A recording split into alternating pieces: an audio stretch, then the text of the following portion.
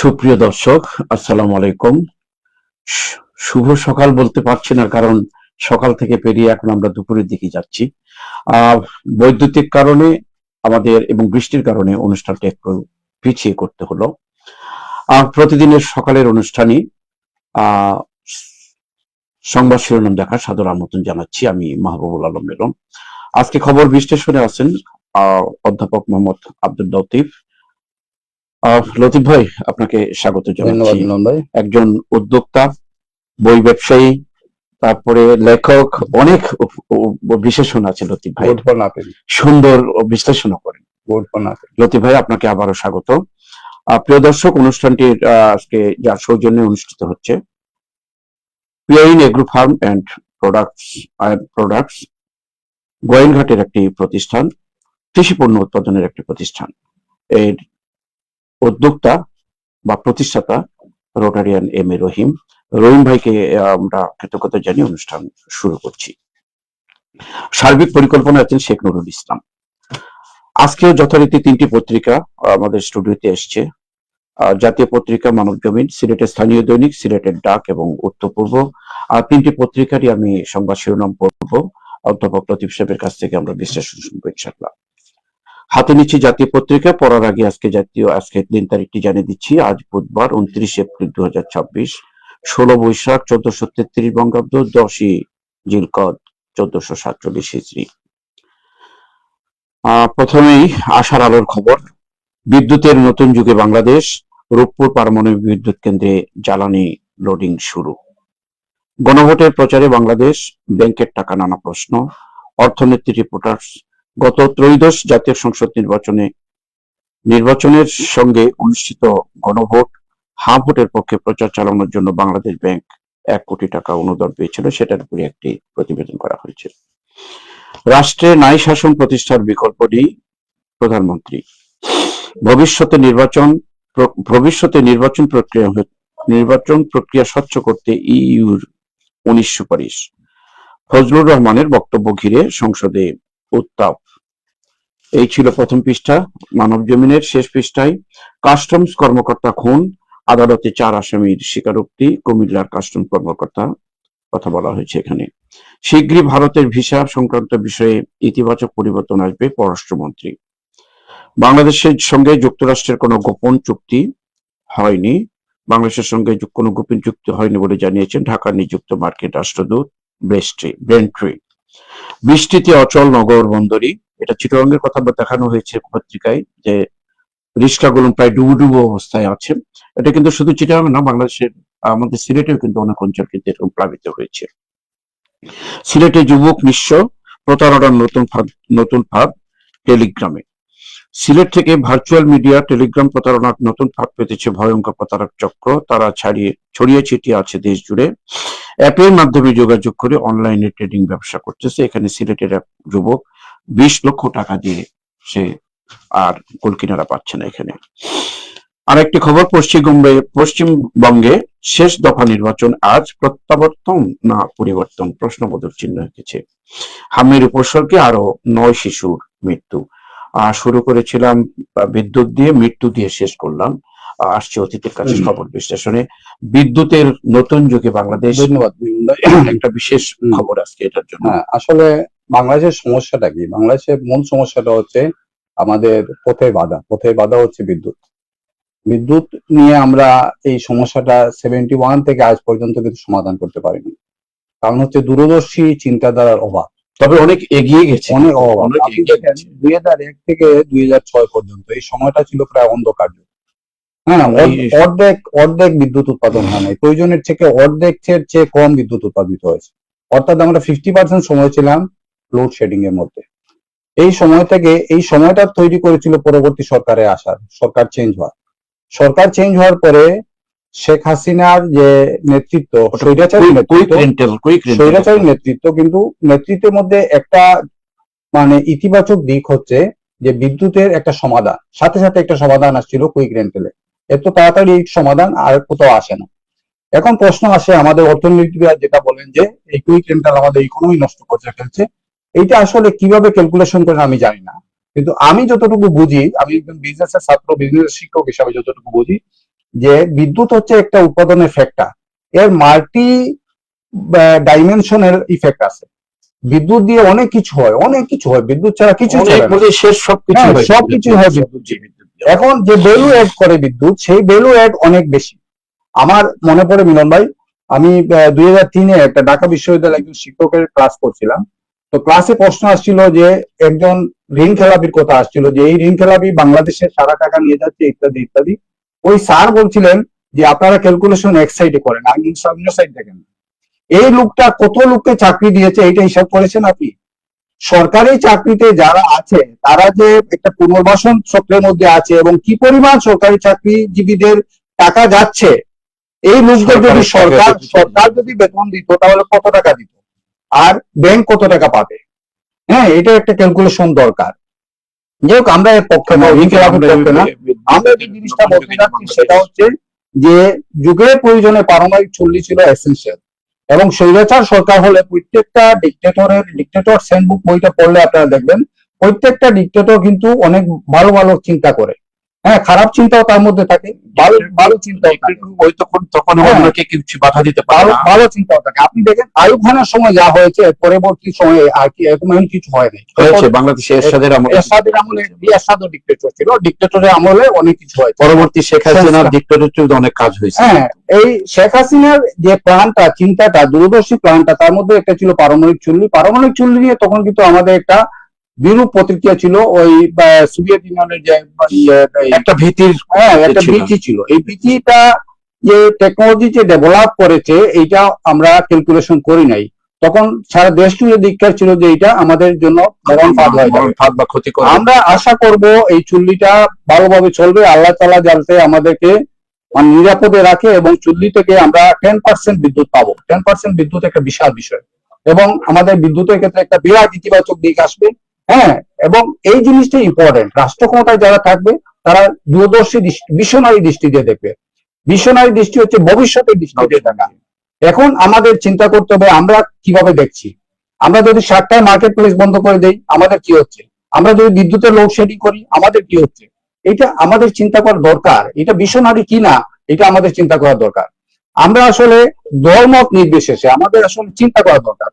হ্যাঁ, দেখেন আরেকটা নিউজ হচ্ছে ফজলুর রহমানের বক্তব্যে বীরের সংসদের উত্তাপ। সংসদে আপনি অ্যাক্টিভিটিস গুলা যদি দেখেন তার মধ্যে 98% পাবেন অহেতুক বিতর্ক, অহেতুক সময় নষ্ট। হ্যাঁ, কোনো কারণ ছাড়া একই জিনিসকে বারবার বলা হচ্ছে। সবাই ইতিহাস এক্সপার্ট, ইতিহাসকে খুব ছিন্ন বিচ্ছিন্ন করে সবাই ইতিহাস এক্সপার্ট। অথচ দেশের অর্থনীতি যে কোন দিকে যাচ্ছে। হ্যাঁ মিলন ভাই, জেলে যদি মানুষ নেয় তাহলে তার খাবার দেয়। মানুষের খাবার মানুষের মুখ থেকে খাবার খেয়ে নেওয়া কোনো রাজনীতি না। আপনি যদি মার্কেট বন্ধ করে দেন, দোকানপাট বন্ধ করে দেন, দোকানদারদের মুখ থেকে খাবার খেয়ে নিয়ে যাচ্ছে। সাইফুল রহমান সাহেবের কথা মনে আছে আপনাদের? অর্ধেক লোডশেডিং এর সময় কিন্তু মার্কেট বন্ধ করে নাই উনি। হ্যাঁ, আমরা দেখেছি যে বড় বড় জেনারেটর দিয়ে মার্কেট গুলো চলছে। দেশের ব্যবসা বাণিজ্য না থাকলে দেশের অর্থনীতি আরো।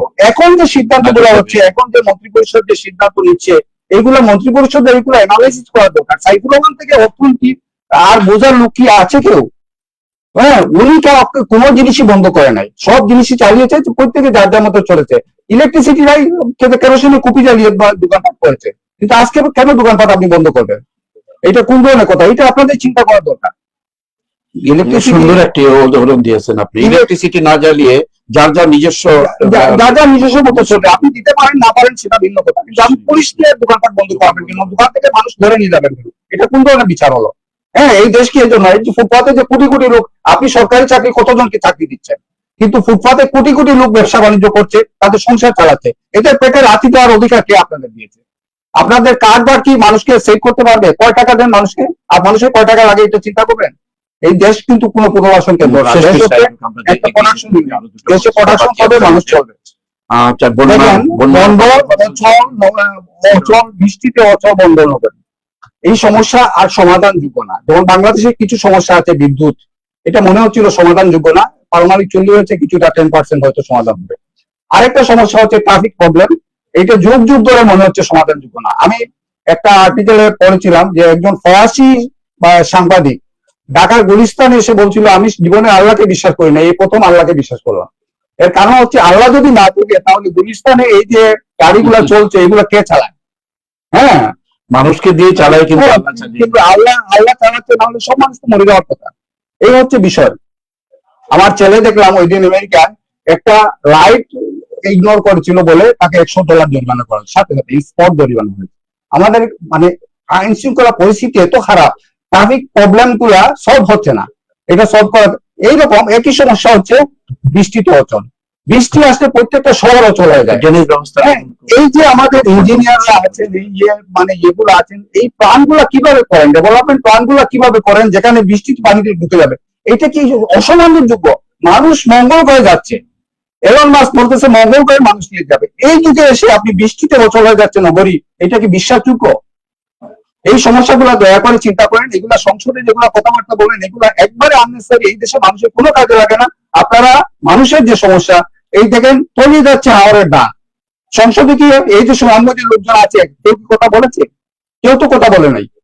একজন হয়তো বলে হয়েছে কিছু, কিন্তু এইগুলো না বলে সংসদে দেখা যায় তেল আর তেল, এত তেলবাজি চলে সংসদে যে আপনি এই জিনিসগুলো পুরনো ইতিহাসগুলোকে টেনে আনে ওটার উপরে এই যে তলিয়ে দেওয়ার জন্য আশু ডিসিশন নেওয়া দরকার ছিল, এদেরকে হেল্প করা দরকার ছিল, শ্রমিক পার্টি এদেরকে দান কাটিয়ে দেওয়া দরকার ছিল। এগুলো করা হয় নাই, অনেক জায়গায় বন্যা হয়নি, সেখান থেকে শ্রমিক গাড়ি দিয়ে এনে শ্রমিক এনে দান কেটে মানুষকে হেল্প করা দরকার ছিল। এগুলো কি করেছেন আপনারা? তো রাজনীতি তো এরকম না। আপনারা রাজনৈতিক সরকার ও রাজনৈতিক সরকারের মধ্যে পার্থক্য করেন। এখন পার্থক্যটা কি আপনার সাথে দেশের মানুষ দেখছে না? দেশের মানুষ গত কারণে বিদ্যুতের সমস্যা পায় না, এখন পাচ্ছে। দেশের মানুষ গত কারণে দোকানপাট বন্ধ করতে পারে না, এখন করতে হচ্ছে। এগুলো কি বুঝতে পারছেন? মানুষের অত্যন্ত ঘনিষ্ঠ সংবাদ, একটু নতুন করে একটা প্রতারণার ফাঁদ আসছে, ফাঁদ হচ্ছে টেলিগ্রামে বিজনেস করার জন্য এই জিনিসগুলো হবেই, এই জিনিসগুলো হবেই, কারণ এটা সারা দুনিয়া জুড়ে হচ্ছে। এই যে মানে প্রত্যেকটা টেকনোলজি ইউজ হবে এবং এটাকে ম্যানিপুলেট করা হবে, মানুষকে প্রতারণা করা হবে। এজন্য দরকার হচ্ছে মানুষকে অলওয়েজ সতর্ক করা। এই সতর্ক বাণীগুলা কিন্তু মানুষকে করা হচ্ছে না। মিডিয়াতে, সরকারি মিডিয়াগুলোতে প্রত্যেকটা বিষয়কে সতর্ক করা উচিত ছিল। হ্যাঁ, এগুলা করা হচ্ছে না, এগুলা করা উচিত। আর একটা নতুন সংবাদ, শীঘ্রই ভারতের ভিসা, দীর্ঘদিন থেকে ভারতের ভিসা ভারতের ভিসা আসলে আমাদের ইকোনমিতে কি প্রভাব ফেলবে? ভারতের বিষয়ে ইতিবাচক পরিবর্তন আনবেন, এই পরিবর্তন আনলে আমাদের ইকোনমিতে কি প্রভাব পড়বে এগুলা চিন্তা করা দরকার। এই দেশে টাকা যাবে চিকিৎসার জন্য বাইরে, এই দেশের টাকা যাবে ভ্রমণের জন্য বাইরে। হ্যাঁ, ভারত থেকে আমাদের পজিটিভ বাণিজ্য কতটুকু হয় আর নেগেটিভ বাণিজ্য কতটুকু হয়, এইটা এমন কিছু না যে আপনারা পরে বাহবা নেবেন, এটা কোনো কথা না।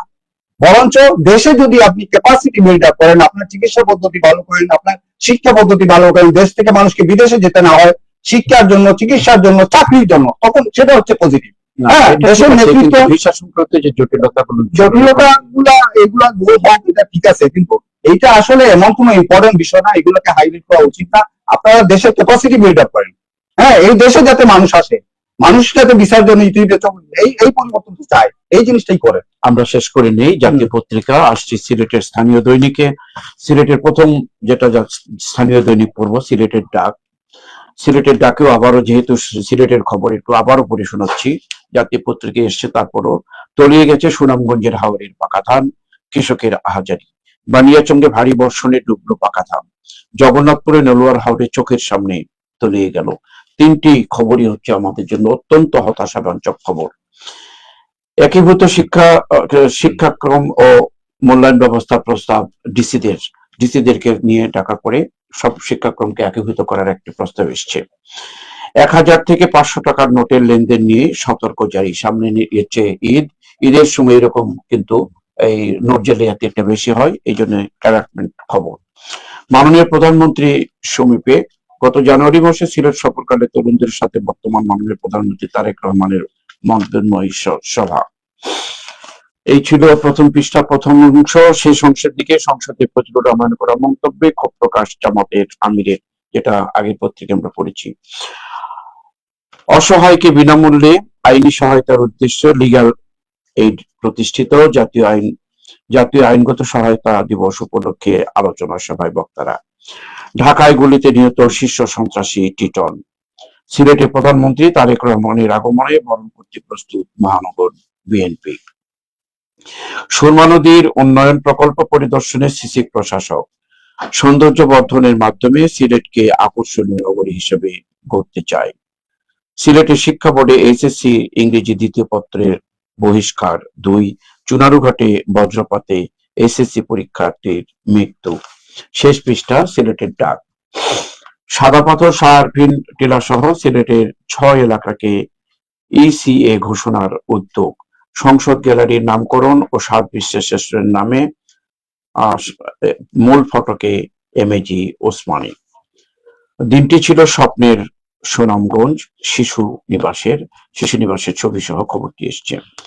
পীর মহল্লা থেকে দেশি অস্ত্র সহ যুবক আটক। বড় লেখায় ডাকাতের গুলিতে ডাকাত নিহত। BRAC skills development programme. নগরীতে দিনব্যাপী টিচার মিট অ্যাপ অনুষ্ঠান সম্পন্ন। ধীরায়ে পৃথক সংঘর্ষে আহত 40। ধীরাই দল রোড সংস্কার কাজে অনিয়মের অভিযোগ। অনিয়মে নির্মাণ কাজ হয়েছে। রাস্তার হালত যেন রাস্তা নয়, এটা একটা খালের মতো লাগে। আরো একটি খবর, কেএসআরএম এর উদ্যোগে সিলেটের নির্মাণ শিল্পের ইঞ্জিনিয়ারিং নিয়ে মত বিনিময় সভা। 5 মিশালি খবর নিয়েই খবরগুলো আসছে। একটা খবর আমাকে পড়ার সময় একটু হয়েছে যে সিলেটের প্রধানমন্ত্রী তারেক রহমানের আগমন প্রস্তুত মহানগর বিএনপি। এখানে মহানগর শুধু বিএনপি একটা দল কেন প্রস্তুত থাকবে? এখানে তো সম্পূর্ণ জনগণ সেখানে উৎসাহিত হয়ে আসবে। এটাই তো হওয়া ছিল বলে আমি মনে করি। এটা দলের মাধ্যমে করতে হয়, এটা এভাবেই চলে। তো আমি একটা বিষয়ে দৃষ্টি আকর্ষণ করছি, সৌন্দর্য বর্ধনের মাধ্যমে সিলেটকে আকর্ষণীয় নগরী হিসেবে করতে চাই। এই সংবাদটা আমাকে আলোড়িত করে না, আমাকে আলোড়িত করতো আয় বর্ধনের মাধ্যমে সিলেটকে অর্থনৈতিকভাবে সচ্ছল নগরী হিসাবে গড়ে তুলতে চাই সেটা। কারণ হচ্ছে সৌন্দর্য হচ্ছে মানুষের পরে ব্যাপার, আগে হচ্ছে মানুষের জীবন ধারণ করতে হবে, মানুষের আয় বর্ধন করতে হবে। এই যে আগেও বলেছি, আপনার 7টার সময় মার্কেট বন্ধ, আপনার বিদ্যুৎ নাই, এই অবস্থাটা কিন্তু কাম্য না।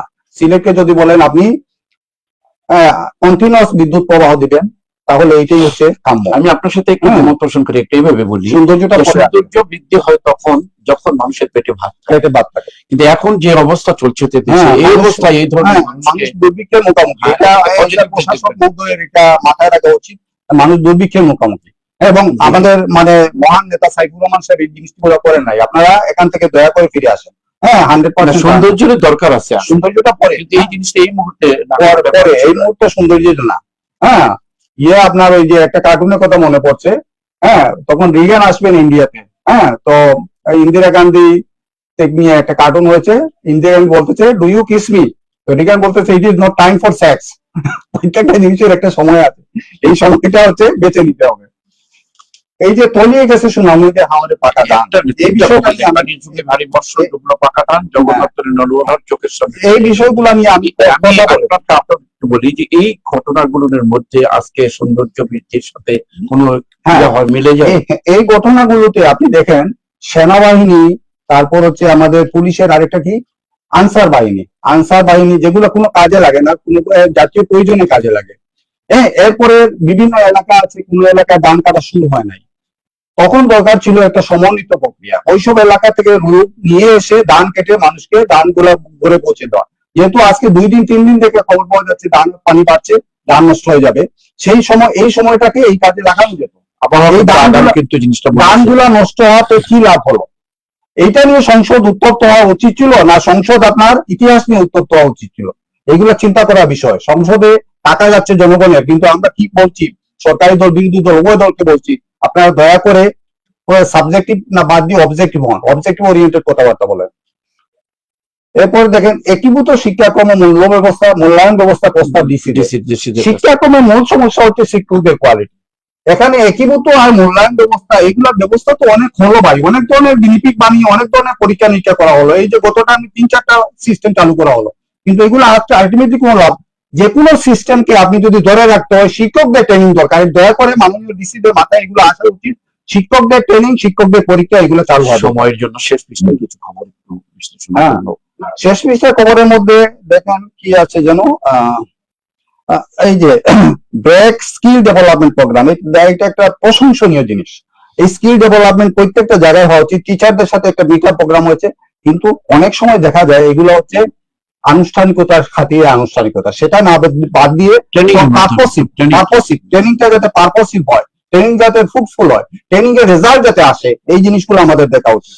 আরো একটু মানবিক আরএম এর উদ্যোগে সিলেটের নির্মাণ শিল্প ইঞ্জিনিয়ারদের এই জিনিসটা মার্কেটিং, এটা নিউজ না, মার্কেটিং। হ্যাঁ এটা নিউজ না, এগুলো আসলে যারা সাংবাদিক আছেন তাদেরকে খুব সতর্ক থাকা দরকার। এটা মার্কেটিং হলে মার্কেটিং এর জন্য অ্যাডভার্টাইজমেন্ট আকারে আসবে, নিউজ আকারে আসবে না। আর একটা খবর অত্যন্ত মানবিক হাতে এগুলো খবর মাঝে মাঝে আসে, ছোট ভাইয়ের চরিকাতে বাবার পর বড় ভাইও মারা গেলেন। এগুলা আসলে মেজর সমস্যাটা দেখবেন সবগুলাই হচ্ছে আর্থিক টানাপোড়েন। আর্থিক টানাপোড়েনের জন্য, অনেকটা লোভ লালসার জন্য এগুলা হয়ে থাকে। এই জিনিসগুলা দূর করতে হলে মানুষকে আর্থিকভাবে স্বনির্ভর করতে হবে। আর্থিকভাবে স্বনির্ভর করার জন্য আমাদের জাতীয় পর্যায়ে প্ল্যান দরকার। এই যে কোটি কোটি টাকা আপনার যারা শিল্পপতি আছে, গাড়ি দৌড়াচ্ছে কোটি কোটি টাকা দিয়ে, এগুলা বাদ দিয়ে মানুষকে যদি হেল্প করেন, 2 লাখ 3 লাখ 5 লাখ টাকা দিয়ে এন্টারপ্রেনার তৈরি করেন, সারা দেশ জুড়ে একটা বিপ্লব হয়ে যাবে। এই দেশ সারা বিশ্বকে লিড দিবে। আপনারা খালি নেতৃত্ব দেন, কখন নেতৃত্ব দেন, সারা বিশ্বকে লিড দিবে। তারপর মোটামুটি এগুলো হচ্ছে কি, ওই যে মনে করেন যে ধর্মীয় অনুশাসনের অভাবে, ধর্মীয় অনুশাসন, বিচার ব্যবস্থা এবং আপনি অর্থনৈতিক স্বাধীনতা, এই তিনটা জিনিস মিলেই আমার মনে হয় এগুলো যদি আমাদের ইমাম সাহেবেরা বিশেষ করে খুতবার আগে এই ধরনের মানবিক অবক্ষয় যেগুলো হচ্ছে, সমস্যা হচ্ছে ইমাম সাহেবরা বলবেন, কিন্তু ইমাম সাহেবদের কথার ইম্প্যাক্ট গুলো সমাজে আসে না। এগুলো মানুষ মনে করে এখানে মাপ খাওয়ার জায়গা, মাপ চেয়ে আমরা বের হয়ে যাই, ইম্প্যাক্ট আসে না। ইম্প্যাক্ট আসার জন্য দরকার হচ্ছে বিচার ব্যবস্থাকে সঠিক করা, সাথে সাথে বিচার। ধন্যবাদ। আমরা অন্য পত্রিকায় আসি। এই যে এখানে দেখেন যে মারছে তা সে চিহ্নিত, তার বিচারটা কেন হবে না? সাথে সাথে বিচার হবে ইনশাল্লাহ। কিন্তু এই যে অবক্ষয় থেকে ধরতে গেলে ধর্মীয় শাসন বলে আমি ধর্মীয় শাসন দরকার, ধর্মীয় শাসনের প্রবলেম হচ্ছে মানে এগুলা অন্যরকম বিষয়। আবারও নিলাম আরেকটি পত্রিকা, সিলেটের স্থানীয় দৈনিক উত্তর পূর্বের প্রথম খবর আবারও নেতিবাচক। ভেঙেছে 2 বাঁধ, সুনামগঞ্জ ডুবছে ফসলি জমি। সৌদি আরবে পৌঁছেছেন 37,792 জন বাংলাদেশি হজ যাত্রী। রূপপুর পারমাণবিক বিদ্যুৎ কেন্দ্র ফুয়েল লোডিং শুরু, এটা অন্য জাতীয় পত্রিকায় আমরা পড়েছি। পানিতে ভাসছে কৃষকের স্বপ্ন, সেই সুনামগঞ্জ হাওরের কথা বলা হচ্ছে। দিরাইয়ে তলিয়ে যাচ্ছে পাকা ধান। কমলগঞ্জে গাছ ভেঙে রেল ও সড়ক পথ সাময়িক বন্ধ, নিম্নাঞ্চলে বন্যা। নবীগঞ্জে তলিয়ে গেছে 400 হেক্টর পাকা ফসল। সিলেট বিভাগে বন্যার সংখ্যা। এই যে সব মিলিয়ে একবারে সারাটাই একটা নেতিবাচক খবর, হাহাকারের খবর। একটু শেষ পৃষ্ঠার খবর আসি। উত্তর পূর্বের শেষ পৃষ্ঠায় খবরের যেটা পড়ে শোনাচ্ছি, শোক সভায় কয়েস নদী, জুনের ত্যাগ বিএনপি পরিবার সর্বদা স্মরণ রাখবে। দেশে জঙ্গি নেই, অন্তর্বর্তী সরকারের এই বক্তব্য সঠিক ছিল না, ডাক্তার জাহেদ। শান্তিগঞ্জে বোরো কাটা নিয়ে অনিশ্চয়তা, অসহায় পরিবারের পাশে জামাত নেতৃবৃন্দ। স্কলারশ্রম মেজর টিলা কলেজে দেয়ালিকা বাঙালিয়ানা উন্মোচন। কালবৈশাখী ঝড়ে লন্ডভন্ড ওসমানীনগরে বিদ্যুৎ ব্যবস্থা। চাঁদপুরে এমটিবি ফাউন্ডেশনের উদ্যোগে বিকল্প জীবিকা সহায়তা বিতরণ, একটা ভালো দিক। শিক্ষার্থীদের মানসিক বিকাশে খেলাধুলার বিকল্প নেই, পুরস্কার বিতরণকালে মুক্তাবির নূর সিলেট প্রেস ক্লাবের সভাপতি। চুনারুঘাটের একটি খবর দিয়ে শেষ করবো আজকের পড়া। চুনারুঘাটে বজ্রপাতে এসএসসি পরীক্ষার্থীর মৃত্যু, করুণ খবর দিয়ে শেষ করলাম। শুরু করলাম আমাদের হচ্ছে ভেঙেছে 2 বাঁধ, ডুবেছে ফসল, আর শেষ করলাম হচ্ছে একটা কৃতি ছাত্র পরীক্ষার্থীর মৃত্যু। শিরোনামটা চমৎকার হয়েছে, কারণ এই শিরোনামে একটা গান আছে, ভেঙেছে পিঞ্জর মিলেছে ডানা, আর ইটের ঠিকানা জানে কিনা বাকি তা নিজেও জানে না। এই কষ্টটা আমাদের চূড়ান্ত। ভেঙেছে 2 বাঁধ, 2 বাঁধ ভাঙবে কেন, আর শস্য নষ্ট হবে কেন? এই বাঁধ যারা নির্মাণ করে তারা তো উপায় কামাই করেছে। এগুলা চিন্তা করা দরকার আমাদের। হ্যাঁ, এগুলা আর আমাদের পিছিয়ে থাকা উচিত। আমাদের সমস্যা হচ্ছে আমরা সবসময় 1 স্টেপ ফরওয়ার্ড 3 স্টেপ ব্যাকওয়ার্ড এইভাবে চলছি। এগুলা না করে দয়া করে আমরা আমাদের পানিতে ভাসছে কৃষকের স্বপ্ন, পাকা ধান এই কৃষকদের কে দিবে? এই কৃষকদের কি কার্ড সার্ভাইভ করতে দিবে? কার্ডের জন্য সার্ভাইভ করতে পারবে না। সুতরাং এগুলা প্র্যাকটিক্যাল হওয়া দরকার, প্র্যাকটিক্যাল কথাবার্তা দরকার। চিল্লাচিল্লি করে আপনি তেলবাজি করে সময় নষ্ট করতে পারবেন, কিন্তু জাতির কোনো উন্নতি হবে না। এখনো কিন্তু আবহাওয়া বলতেছে বন্যার সংখ্যা আছে, কিন্তু এখনো তো মাঠে সরকার তো এই জন্য ছিল ভাই, সরকার তো এই কাজের জন্য ছিল যে আবহাওয়া সংকেত পাওয়ার সাথে সাথে মানুষকে হেল্প করা, সাপোর্ট করা। কেউ কি মানুষকে হেল্প করেছে? হ্যাঁ, এখানে এই বাঁধ ভাঙ্গা এবং তাড়াতাড়ি ধান তোলার কিন্তু আগাম কিন্তু কথা আসছে, কিন্তু এটা পারেনি। হ্যাঁ, সরকার কেউ চেষ্টাও করে নাই। চেষ্টা করেছে কি? চেষ্টাই করে নাই। তারপরে দেখেন এখানে একটা নিউজ পজিটিভ, ভেরি পজিটিভ, চাঁদপুরে জি। এমটিবি ফাউন্ডেশন উদ্যোগে বিকল্প জীবিকা সহায়তা বিতরণ। এইগুলো আমাদের মাননীয় মেয়র সাহেব ফলো করতে পারেন। হ্যাঁ, মমতা ব্যানার্জি, আমি গতকালকে প্রোগ্রাম, গত 2-3 আগে প্রোগ্রাম বলেছিলাম, মমতা ব্যানার্জি মানুষকে ছাগল দেয়। হ্যাঁ, এগুলো চিন্তা করা উচিত আমাদের। ওটা তো ঠিক আছে, আমাদের বাংলাদেশেও ছাগলের দেওয়ার ব্যবস্থা একটা বাংলাদেশের সাবেক প্রধানমন্ত্রী খালেদা জিয়াও এটা করেছিলেন। পরবর্তী শেখ হাসিনার সেই উদ্যোগটা ধারাবাহিকতা ছিল আর কি। বাস্তবায়নটা হওয়া উচিত। প্রিয় দর্শক, সময়ের অভাবে আমরা আর এগোতে পারছি না। বৃষ্টি ভেজা দিনে আমাদের দেখারও কিছু সমস্যা হচ্ছে, ইলেকট্রিসিটিও নাই এখন। সব মিলিয়েই আমরা ঠিক মতো এখনো অনুষ্ঠান করতে পারছি না। না, বিদ্যুৎ ছিল না, ওই তোমরা বলেছি আর কি। আগামীকালকে আবারও দেখা হবে আপনাদের সাথে আরো নতুন পত্রিকা নিয়ে। এ পর্যন্তই আজকে। খোদা হাফেজ।